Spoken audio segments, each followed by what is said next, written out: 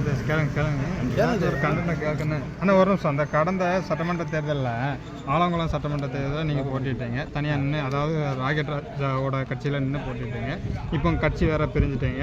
அவரும் அதே தொகுதியில் நின்று போட்டியிட போகிறதா சொல்கிறாங்க. இப்படி போட்டியிடும் போது கூட்டணி வச்சு போட்டிடுவீங்களா, இல்லாட்ட தனியாக எதுவும் போட்டியிட வாய்ப்பு இருக்கா? வருகிற 2026 சட்டமன்ற தேர்தலை பொறுத்த மட்டும் நாங்கள் நாடார்கள் பெரும்பான்மையாக இருக்கக்கூடிய பகுதிகளில் நாடார் வேட்பாளர்களை தனித்து களம் இறக்கி போட்டி போடணுங்கிற எண்ணத்தில் தான் நாங்கள் இருக்கிறோம். கூட்டணிங்கிற பேச்சுக்கு இடம் கிடையாது. நாடார்களோட வாக்கு வங்கி என்ன, நாடார்களோட பலம் என்னங்கிறத ஆளுகிற ஆட்சியாளர்களுக்கும் ஏற்கனவே ஆண்ட ஆட்சியாளர்களுக்கெல்லாம் தகுந்த முறையில் தகுந்த பதிலடியை நாடார்கள் கண்டிப்பாக இந்த 2026 சட்டமன்ற தேர்தலில் காமிப்பாங்க.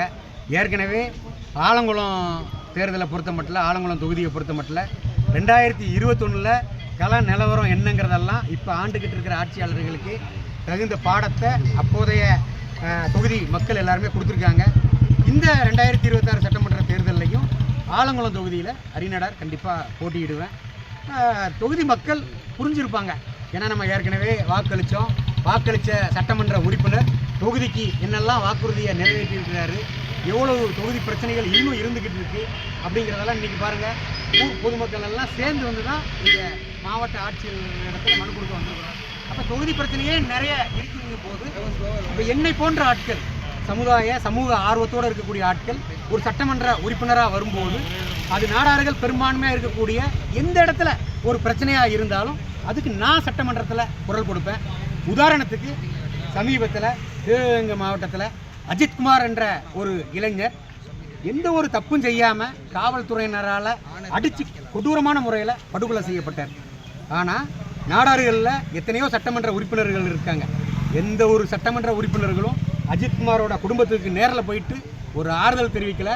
அவங்க குடும்பத்துக்கு தேவையானதை எந்த இதுவுமே செய்ய முன் வரலை.